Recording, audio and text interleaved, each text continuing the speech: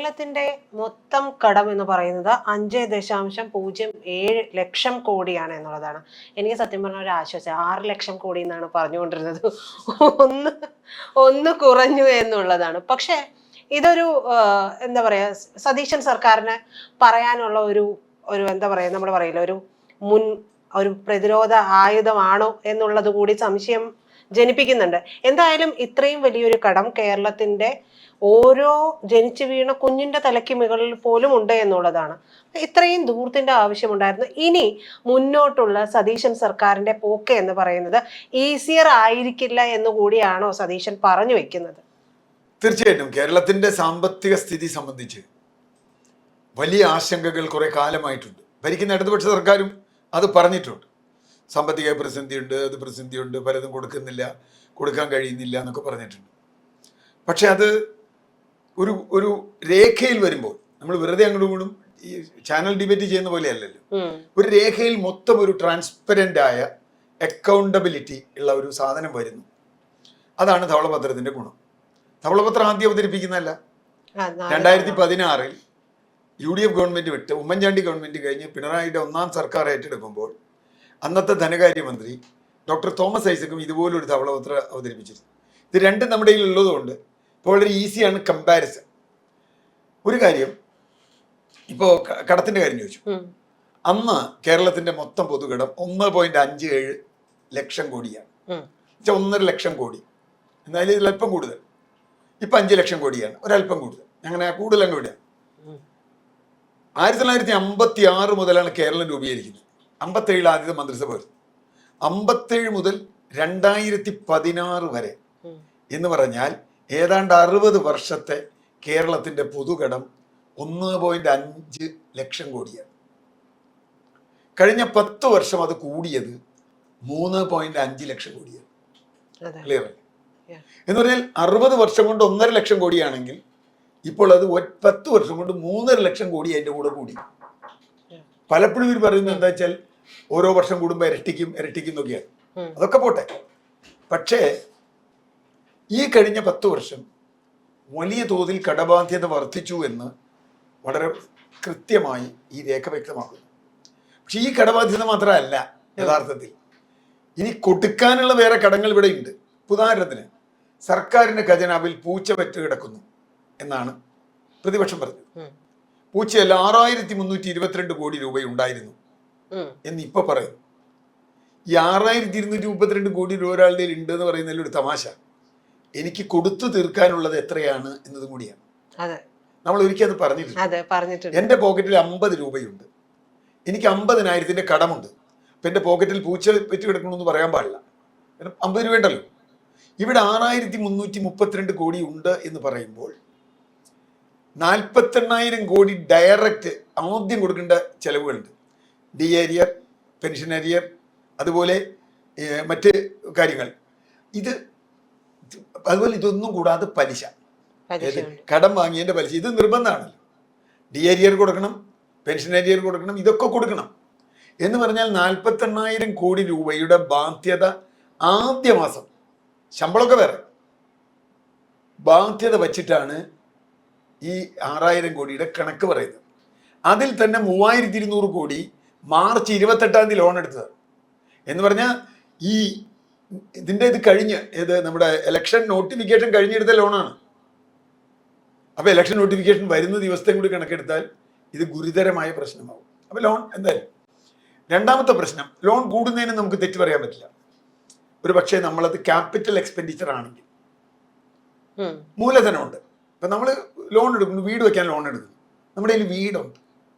നമ്മൾ കാർ വാങ്ങാൻ ലോൺ എടുക്കുന്നു, നമ്മുടെ കയ്യിൽ കാറുണ്ട്. അറ്റ്ലീസ്റ്റ് ഇവിടെ എന്താണ് അതുകൊണ്ടുണ്ടായ ക്യാപിറ്റൽ വർധന? മൂലധനത്തിൽ അതൊരു വർധനയും കാണിക്കുന്നില്ല എന്നതാണ് കാര്യം. സാമൂഹ്യക്ഷേമത്തിനും നിത്യനിദാന ചെലവിനുമാണ് ലോൺ എടുത്തത്. അവിടെയാണ് രണ്ടാമത്തെ പോയിന്റ്. എന്ന് പറഞ്ഞാൽ റിട്ടേൺ ഇല്ല. അപ്പോൾ പലിശ എങ്ങനെ അടയ്ക്കണം? ബഡ്ജറ്റിൽ നിന്ന് പലിശ അടയ്ക്കണം. എന്ന് പറഞ്ഞാൽ നമ്മുടെ വരുമാനത്തിൽ നിന്ന് പലിശ അടയ്ക്കണം. ആ വരുമാനം നീ കൂടി ആലോചിച്ചാൽ ആ വരുമാനത്തിൽ 80% ഈ ശമ്പളവും പെൻഷനും ഈ പലിശയും അടക്കമുള്ള കാര്യങ്ങളാണ്. മൂന്നാമതൊരു കാര്യം കൂടി വരുന്നുണ്ട്. ശമ്പള കമ്മീഷൻ വന്നാൽ എന്തായാലും ഒരു 10,000-20,000 കോടി രൂപയുടെ അധിക ചെലവ് ഓരോ വർഷവും വരും. എന്ന് പറഞ്ഞാൽ ഇത് ശമ്പള കമ്മീഷൻ കൂടി കഴിയുമ്പോൾ മിക്കവാറും നമ്മുടെ 90% വരുമാനവും ശമ്പളവും പെൻഷനും കൊടുക്കാനുള്ള അല്ലെങ്കിൽ വരുമാനം കൂടണം. ഇതൊരു കാര്യം. രണ്ടാമത്, ഈ കേരളത്തിലെ ഏറ്റവും ഇതിലെ ഈ കണ്ടതിൽ ഏറ്റവും പ്രധാനപ്പെട്ട ഒരു സാധനം, ഏറ്റവും കൂടുതൽ ചർച്ച ചെയ്യപ്പെട്ട ഒരു സാധനം കിഫ്ബിയാണ്. അതെ, 21,000 കോടി. കിഫ്ബി എന്തോ ഭയങ്കര സംഭവമാണ്. കിഫ്ബി ഭയങ്കര സംഭവമാകുമായിരുന്നു. എങ്ങനെയാണെങ്കിൽ ഒന്നാം പിണറായി സർക്കാർ അധികാരം ഏൽക്കുമ്പോൾ കിഫ്ബി അതിന് മുമ്പുണ്ട്, പക്ഷെ അതിന് മോഡിഫൈ ചെയ്തു. അതിന് സ്വന്തമായി പണം സമാഹരിക്കാം, ലോൺ എടുക്കാം, അല്ലെങ്കിൽ മറ്റു രീതിയിൽ പണം സമ്പാദിക്കാം. അപ്പോൾ കിഫ്ബിക്ക് ബജറ്റിന് പുറത്ത് കിഫ്ബിക്ക് വരുമാനം ഉണ്ടാക്കാം. അങ്ങനെ വരുമ്പോൾ ആ ലോൺ ഓഫ് ബജറ്റാണ്, ബജറ്റിൻ്റെ അല്ല. ഗവൺമെന്റിന്റെ ലോൺ ആണെങ്കിലും അതിന് ബാക്കപ്പ് ഗവൺമെന്റ് ഉള്ളൂ എങ്കിൽ പോലും കിഫ്ബിക്ക് തിരിച്ചടയ്ക്കാം. കിഫ്ബിക്ക് തിരിച്ചടയ്ക്കാൻ കഴിയുന്ന ലോൺ എടുത്ത് കിഫ്ബി പാരലായി പ്രവർത്തിക്കുകയാണെങ്കിൽ അത് ബജറ്റിന്റെ കേരളത്തിന്റെ കടത്തിൽ വരില്ല. പക്ഷെ ഇപ്പം എന്താ പ്രശ്നം? കിഫ്ബിക്ക് ഏതാണ്ട് 56,000 കോടി രൂപയുടെ മൊത്തം ബാധ്യതയുണ്ട്. അതിൽ 21,000 കോടി രൂപ കടം അത് വാങ്ങിയതും 35,000 കോടി രൂപ കൊടുത്തു തീർക്കാനുള്ളത്. അത് കടം വാങ്ങിയത് 21,000, 35,000 അത് പല പദ്ധതികളുടെ ഭാഗമായി നമ്മളൊരു കോൺട്രാക്റ്റിൽ ബാക്കി കൊടുക്കേണ്ടാവില്ലേ? അവർ ചെയ്തതും ചെയ്തുകൊണ്ടിരിക്കുന്നതുമായ ഇതിൽ 35,000 കോടി രൂപ കൊടുക്കാറുണ്ട്. അവർക്ക് എന്ത് വരുമാനം ഇതുവരെ ഉണ്ടാക്കാൻ കഴിഞ്ഞു? ഒരു വരുമാനം അവരുണ്ടാക്കിയില്ല.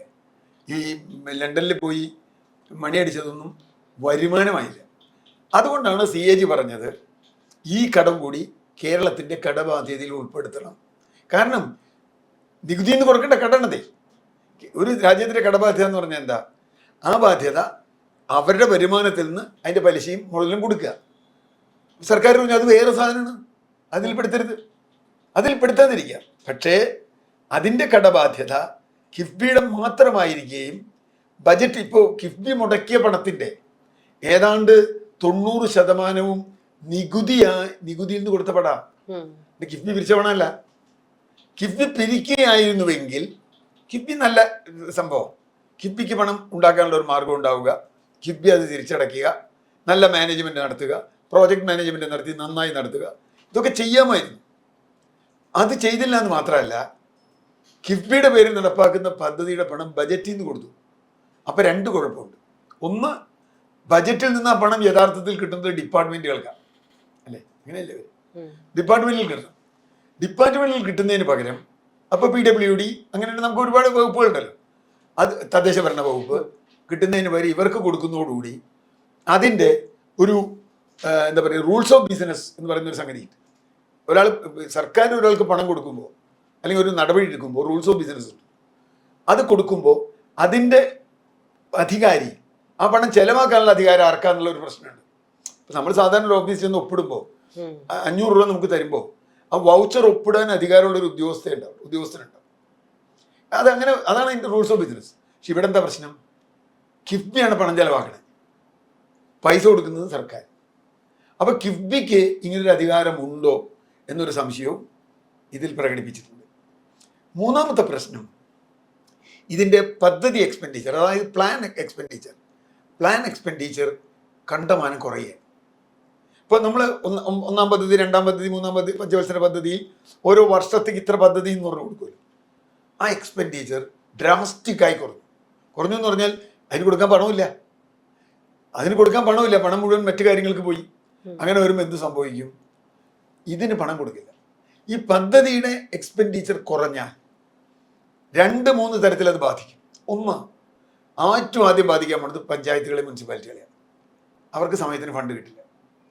അവർക്ക് കൊടുത്തിട്ടുള്ളത് അവരോട് ഒരു വർഷം പറയും, നിങ്ങൾക്ക് ഇപ്പോൾ കൊച്ചി നഗരസഭയ്ക്ക് 15,45,36,000 രൂപ പ്ലാൻ ഫണ്ട്, അതിൽ തന്നെ SC ഫണ്ട് ഇത്ര എന്നൊക്കെ പറഞ്ഞ് കൊടുക്കും. ST ഫണ്ട് ഇത്ര എന്ന് പറഞ്ഞ് കൊടുക്കും. പറയലുള്ളൂ 15 കോടി, കൊടുക്കൽ 6 കോടിയുള്ളൂ. അപ്പോൾ അത് നടക്കില്ല. അപ്പോൾ അവരുടെ പദ്ധതി മുഴുവൻ മുടങ്ങിപ്പോകും. ഒന്നുമില്ല ട്രഷറി ബാൻ, അല്ലെങ്കിൽ വേറെ പ്രശ്നം, അല്ലെങ്കിൽ അവരുടെ പദ്ധതി എന്തെങ്കിലുമായിട്ട്. അപ്പോൾ ഒരു തദ്ദേശ ഭരണ സ്ഥാപനവും പ്രത്യേകിച്ച് കോർപ്പറേഷനും മുനിസിപ്പാലിറ്റികളും ഒരിക്കലും 50% ചെലവ് ചെയ്യാറില്ല. പിന്നെ ചെയ്യുന്നത് തട്ടിപ്പോയി ചിലവാണ്. അതായത് മാർച്ച് 31 ഇരുന്നിട്ട് ഇങ്ങനെ എഴുതും, ആ റോഡ് തീർന്നു, ഈ റോഡ് തീർന്നു, ഇവിടേക്ക് ഇലക്ട്രിസിറ്റി ലൈൻ വലിക്കാൻ KSEBിൽ ഡെപ്പോസിറ്റ് ചെയ്തു, ഇവിടേക്ക് വാട്ടർ ലൈൻ പൈപ്പ് ലൈൻ വലിക്കാൻ വാട്ടർ അതോറിറ്റി ഡെപ്പോസിറ്റ് ചെയ്തു. ഇതൊക്കെ 31 എല്ലാ ഡെപ്പോസിറ്റ് ഉണ്ട് മാർച്ച് 31. ഇതൊന്നും ഇതടക്കം പോലും ഒരു 60% അടുത്തല്ലാതെ ചിലവ് വരുന്നില്ല. അപ്പോൾ എന്ത് പറ്റും? ഇപ്പോൾ കൊച്ചിൻ കോർപ്പറേഷന് 10 കോടി കൊടുക്കാൻ തീരുമാനിച്ചു ഉദാഹരണത്തിന്, അതിൽ 6 കോടി കൊടുക്കുന്നുള്ളൂ, ബാക്കി 4 കോടി കൊടുക്കുന്നില്ല. ഇതിലും അതുപോലെ സ്റ്റേറ്റിൻ്റെ പ്ലാൻ മറ്റേ ഡിപ്പാർട്ട്മെൻറ്റിൽ ഇതിൽ ഏറ്റവും കൂടുതൽ ബാധിക്കുന്നത് യഥാർത്ഥത്തിൽ SC/ST ആണ്. കാരണം SC/ST ഫണ്ടിൻ്റെ ഏതാണ്ട് 90% തദ്ദേശ ഭരണ സ്ഥാപനങ്ങൾ വഴിയാണ് ചിലവാക്കുന്നത്. അവർക്ക് ട്രാൻസ്ഫർ ചെയ്തിട്ടുണ്ട്. അവിടെ ചെലവ് കുറഞ്ഞാൽ അതിൽ ചെലവാക്കപ്പെടാതെ പോകുന്ന മുഴുവൻ SC/ST ഫണ്ടാണ്. ഇപ്പോൾ കൊച്ചിൻ കോർപ്പറേഷൻ്റെ 10 കോടി രൂപയിൽ 2 കോടി SC/ST ഫണ്ടാണ്, 8 കോടിയാണ് കിട്ടുന്ന. ചെലവാക്കുന്ന 6 കോടിയിൽ ഏതാണ്ട് 5.25 കോടിയും പൊതു ഫണ്ടാണ്. അപ്പോൾ ഇവർക്ക് കിട്ടുന്ന 1/4 കോടിയാണ്. 2 കോടി കിട്ടേണ്ടവർക്ക് 1/4 കോടിയുള്ളൂ, അവരുടെ ഫണ്ട് കിട്ടില്ല. അപ്പോൾ SC/ST ഫണ്ടുകൾ പലതും ലാപ്സ് ആവും, അല്ലെങ്കിൽ ഇങ്ങനെ ക്യുമുലേറ്റ് ചെയ്തുകൊണ്ടിരിക്കും. ഇതുപോലെ തന്നെ സ്റ്റേറ്റിലും ഈ കഴിഞ്ഞ വർഷം നമ്മൾ മറ്റു പലതും കൊടുത്തു, പെൻഷൻ കൊടുത്തു, ഇതൊക്കെ പറഞ്ഞു. SC/ST വിദ്യാർത്ഥികളുടെ ലംസം ഗ്രാൻഡ്, അവരുടെ സ്കോളർഷിപ്പ് ഏതാണ്ട് 38 കോടി രൂപ ബാലൻസ് കൊടുക്കാൻ. എനിക്ക് വ്യക്തിപരമായ അനുഭവമുണ്ട്. ഈ കുട്ടികൾ, പ്രത്യേകിച്ചും പെൺകുട്ടികൾ, ഈ SC/ST ഹോസ്റ്റലിലാണ് താമസിക്കുന്നത്. അധികം അവിടെ എന്താ സംഭവിക്കുക വെച്ചാൽ, ഇവരുടെ ലംസം ഗ്രാൻഡ് കിട്ടിയിട്ട് വേണം നമ്മുടെ ഹോസ്റ്റൽ ഫീസ് അടയ്ക്കാൻ, അല്ലെങ്കിൽ അവർ ഫീസ് അടയ്ക്കാൻ. ഇവർ കിട്ടില്ല, കിട്ടാണ്ട് വരുമ്പോൾ ഫീസ് അടയ്ക്കാൻ പറ്റില്ല. പക്ഷേ ഈ ഹോസ്റ്റൽ നടത്തിപ്പുകാരെ സംബന്ധിച്ചിടത്തോളം കാശ് കിട്ടി നടത്താൻ പറ്റുമോ? അവർ ഈ കുട്ടികളെ പുറത്താക്കുന്നു. ഇത് രണ്ടും ഒരിക്കലെനിക്ക് അന്നത്തെ SC/ST മന്ത്രിയോട് എനിക്ക് വഴക്കുണ്ടാക്കേണ്ടി വന്നിട്ടുണ്ട്. കുറച്ച് കുട്ടികൾ എൻ്റെ അടുത്ത് ഇങ്ങനെ പരാതി പറഞ്ഞു. ഞാൻ SC/ST മന്ത്രി വിളിച്ചു, വേറൊന്നും പറയുന്നില്ല. വിളിച്ചിട്ട് പറഞ്ഞു, എന്താണ് ഇതെന്ത് സംഭവം? നിങ്ങളുടെ ഡിപ്പാർട്ട്മെൻറ്റ് കൊടുക്കേണ്ട പണം നിങ്ങൾ കൊടുത്തിട്ടില്ല. നിങ്ങൾ കൊടുക്കാത്തതുകൊണ്ട് എന്ത് സംഭവിക്കുന്നു? നിങ്ങളുടെ ഡിപ്പാർട്ട്മെൻറ്റ് ഹോസ്റ്റലിൽ നിങ്ങളുടെ കുട്ടികളെ പുറത്താക്കുന്നു. What is this? ആരുടെ കുഴപ്പമാണ്? മറ്റൊരു കാര്യം, അത് നമുക്ക് നേരത്തെ കുറേയൊക്കെ അറിയാം. അല്ല സാർ, ഇപ്പൊ ഈ ഒരു ധവളപത്രം വന്നല്ലോ, ഞാൻ ചോദിക്കുന്നത്, വി ഡി സതീശൻ ഒരു പ്രതിരോധം തീർക്കാൻ പറ്റുമോ ഇതുകൊണ്ട്? യഥാർത്ഥത്തിൽ പ്രതിരോധം തീർക്കുന്നതിൽ ഒരു കാര്യമില്ല. പ്രതിരോധം വേണ്ടി തീർക്കാം, കാരണം ഒരുപാട് ഫ്രീ ബീസ് ഇവർ പറഞ്ഞിട്ടുണ്ട്. അതാ ഞാൻ പറഞ്ഞത്. ഈ ബജറ്റ് കൊണ്ട് അല്ലെങ്കിൽ ഈ ധവളപത്രം കൊണ്ട് ഞങ്ങളുടെ ഫ്രീ ബീസിൽ നിന്ന് പിൻവാങ്ങാൻ ഇവർക്ക് പറ്റില്ല. കാരണം ഒന്ന്, ഇവർക്ക് തന്നെ അറിയായിരുന്നു ഈ അവസ്ഥയൊക്കെ. ഇപ്പം വി ഡി സതീശൻ പ്രതിപക്ഷ നേതാവാണ്. കേരളത്തിൻ്റെ സാമ്പത്തിക വ്യവസ്ഥയെ പറ്റി ഒരുപക്ഷെ ധനകാര്യമന്ത്രിയേക്കാൾ നന്നായി അറിയുന്ന ആളാണ് വി ഡി സതീശൻ, മെമ്പർ. അപ്പം അദ്ദേഹം അത് അറിഞ്ഞുകൊണ്ട് തന്നെയാണല്ലോ ഒരു ഇത് പ്രഖ്യാപിച്ചേക്കണേ. ഒന്ന്. രണ്ടാമത്തെ കാര്യം, ഇതൊരു ഡിഫൻസ് ആയിട്ട് എടുത്താൽ പിന്നെ ഇവരെന്തിനാണുള്ളത്? പിന്നെ ഇവരെന്തിനാണ് ഭരണത്തിൽ കയറിയത്? സതീശൻ ഇതുവരെ പറഞ്ഞിട്ടുള്ളത്, ഇത് ഡിഫൻസ് എടുത്ത് പിന്മാറുമെന്നല്ല പറഞ്ഞിട്ടുള്ളത്, ഇവിടെ ധനകാര്യ മാനേജ്മെൻറ്റിൽ പ്രശ്നമുണ്ട്, നികുതി പിരിവ് വേണ്ടത്ര ശരിയായി നടക്കുന്നില്ല. ശരിയുമാണ്. GST അത് ഇതിൽ പറഞ്ഞിട്ടുണ്ട്. GST വരുമാനം ഡ്രാസ്റ്റിക്കായിട്ട് കുറയുകയാണ്. ആദ്യത്തെ 5 വർഷം GST കേന്ദ്ര സർക്കാർ ഒരു കുറവ് വരുന്നത് കൊടുക്കുന്നു പറഞ്ഞു. പക്ഷേ പിന്നെയും കുറയുകയാണ്. ഈ GST വരുന്ന കാലത്ത് കേരളത്തിൽ വലിയൊരു സംവാദത്തിൽ അന്നത്തെ ധനകാര്യമന്ത്രി തോമസ് ഐസക്കുമായിട്ട് ഞാൻ വലിയൊരു സംവാദം നടത്തിയത്. അന്ന് തോമസ് ഐസക്ക് പറഞ്ഞു, GST നല്ലതാണ്, കാരണം നമ്മളൊരു കൺസ്യൂമർ സ്റ്റേറ്റ് ആണ്, നമുക്കായിരിക്കും ഏറ്റവും കൂടുതൽ ബൾക്ക് വരുമാനം കിട്ടുക. എന്നിട്ട് എവിടെ കിട്ടിയില്ലല്ലോ. ഇപ്പോൾ പറയണത് എന്താ, കേന്ദ്രം 5 വർഷം തന്നത് ഞാൻ 5 വർഷം എടുത്താണ്. കേന്ദ്രം കൊടുക്കണം എന്നുള്ള വേറെ കാര്യം. തീർച്ചയായിട്ടും കേന്ദ്രത്തിൻ്റെ വിവേചനമുണ്ട്. അത് കേരളത്തോടുള്ള വിവേചനം മാത്രമല്ല, അവരുടെ മാർഗനിർദ്ദേശക തത്വങ്ങളിലൊരു പ്രശ്നമുണ്ട്. ഉദാഹരണത്തിന് UPക്ക് കൂടുതൽ കിട്ടുന്നത്, അതിന് കാരണം എന്താ? സാമൂഹ്യമായും സാമ്പത്തികമായും പിന്നോക്കമാണ് അവിടുത്തെ ജനത. അത് കണക്കെടുത്തിട്ടാണ് സാക്ഷരത, സ്ത്രീകളുടെ ഇത്.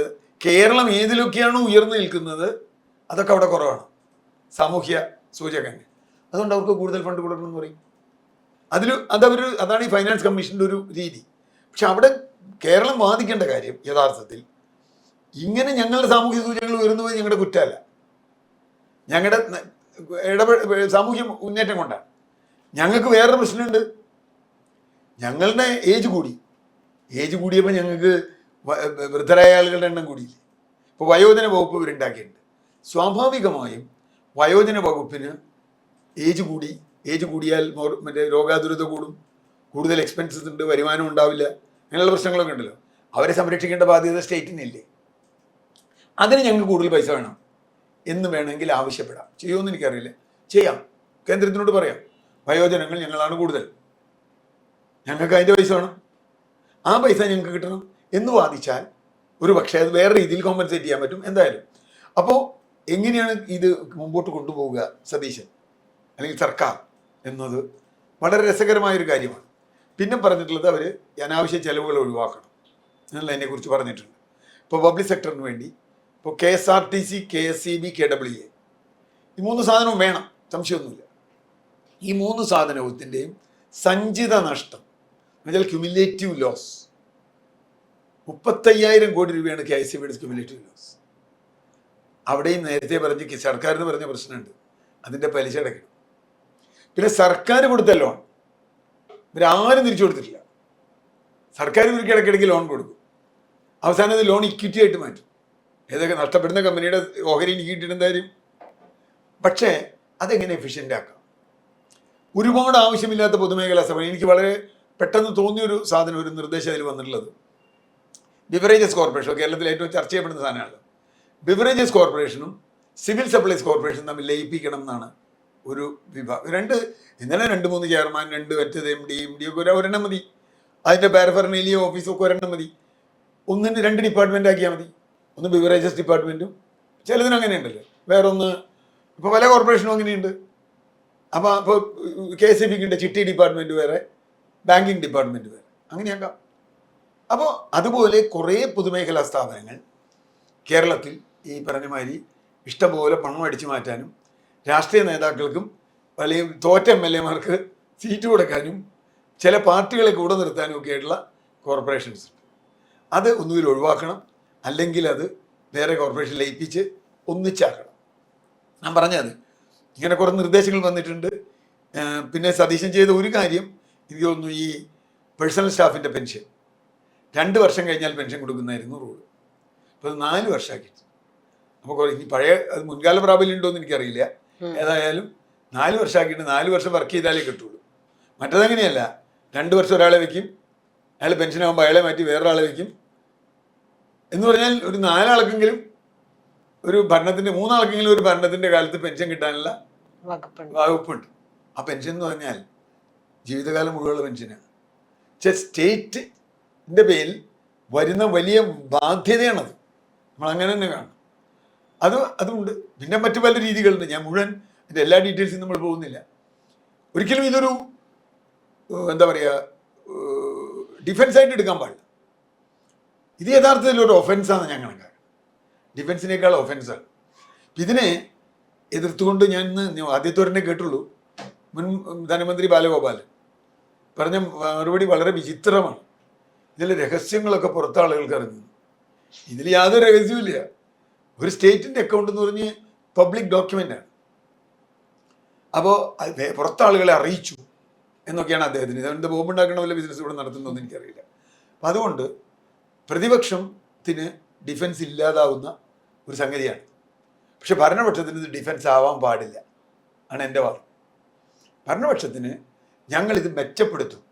അടുത്ത 5 വർഷം കൊണ്ട് കേരളത്തിൻ്റെ പൊതുകടം ഇവര് 1.5 ലക്ഷം കോടി വെച്ചിട്ടാണല്ലോ 1.5 ലക്ഷം കോടി വെച്ചിട്ട് കൂടുതൽ 5 വർഷം കൊണ്ട് കൂട്ടി. അതിനേക്കാൾ കുറയ്ക്കാൻ പറ്റും. അത് കുറച്ചു കൊണ്ടുവരാൻ പറ്റും. കടബാധ്യത കുറച്ചു കൊണ്ടുവരാൻ പറ്റും. കിഫ്ബി എങ്ങനെ കൂടുതൽ മെച്ചപ്പെടുത്താം, റവന്യൂ വരുമാനം GST വരുമാനം എങ്ങനെ കൂട്ടാം, കേന്ദ്രവുമായി കൂടുതൽ ബാർഗെയിൻ ചെയ്ത് എങ്ങനെ ഫണ്ട് വാങ്ങാം, ഇങ്ങനെയുള്ള സംഗതികൾ ഇവർ ചെയ്യാൻ ഇത് കൊണ്ട് ഗുണമുണ്ടെങ്കിൽ നല്ല കാര്യമാണ്.